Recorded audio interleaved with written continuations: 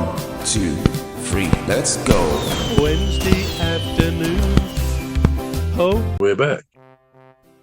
And we're back. Do you want to do the open introduction for us, please, bro? Yep. Welcome to segment 2 of this week's Football Referee podcast. I'm Trevor Gear, and he calls me bruv. And I'm Emmy Hikins, and he calls me Cos. Welcome to the second segment of the Football Referee. Now, Kobbie Mainoo. So let's look at Kobbie Mainoo. Let's look at what's his name? Is Gary Neville. Let's see what Gary Neville said on. He said he looks like a real footballer. He shows that he's able to play in his position excellently. He controls the ball well, and he seems to be back to his best form. This is what really sets him apart. He's talking about Kobbie Mainoo. What do you make of that? We're going to look at the statistics in a bit, but what do you make of Kobbie Mainoo at the moment? I think he looks very good. I can't disagree with what Gary Neville said. And I suppose I was always surprised last season that he fell out of favour with Amirim, having been a regular for a few games for England as well. So he obviously graduated to that level of football. And whenever I saw him, either for England or for Manchester United, he's one of those guys you think, yeah, he fits at Manchester United. He's a natural player. He's got a lot of ability and so on. And I was really surprised that week after week last season, he just didn't feature. I suppose he may have been on the bench, didn't often come on to my recollection. So I was very surprised. So that seeing him back in the fold under Michael Carrick, I'm not surprised, because if a player believes a manager doesn't rate him, which clearly Amirim didn't for whatever reason, I think their confidence takes a hit inevitably. You know, you're not going to feel great about yourself if you think you're not featuring in the manager's plans, which clearly was the case. But now he's got Michael Carrick is back there. Obviously, he's an ex-Man United man anyway. He obviously sees Kobbie Mainoo as a good, solid midfield player, which I think he is. And again, I would imagine he'll be back in the England setup as a result of that. So it seems to me he suffered under Amirim for whatever reasons, and we don't know all the reasons. Maybe there's a personality clash sometimes between manager and player, which makes them fall out of favour.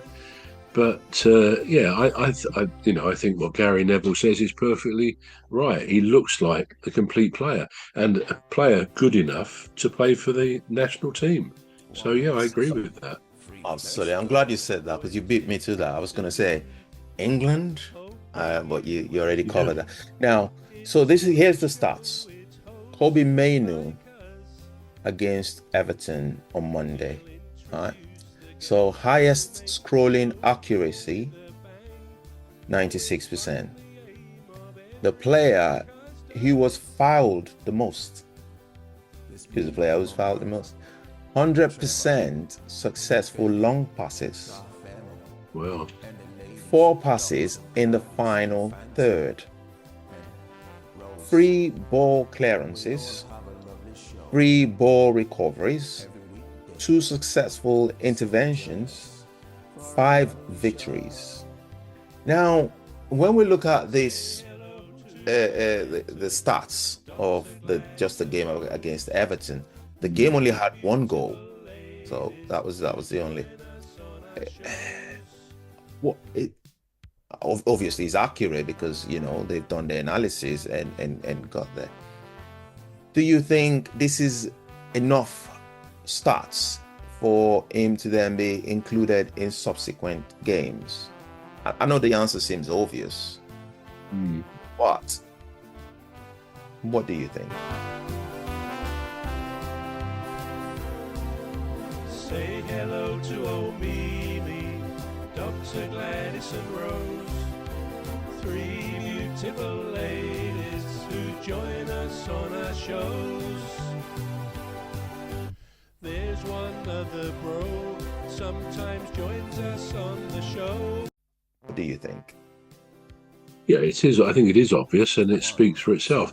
I mean, the whole question of stats nowadays, it's quite an interesting development in recent times. I suppose, I don't know, the last 4 or 5 years, maybe more, that they get so many stats. I think the next one upcoming apparently is they're going to tell you how many times the player blows his nose on the pitch, and stuff like that.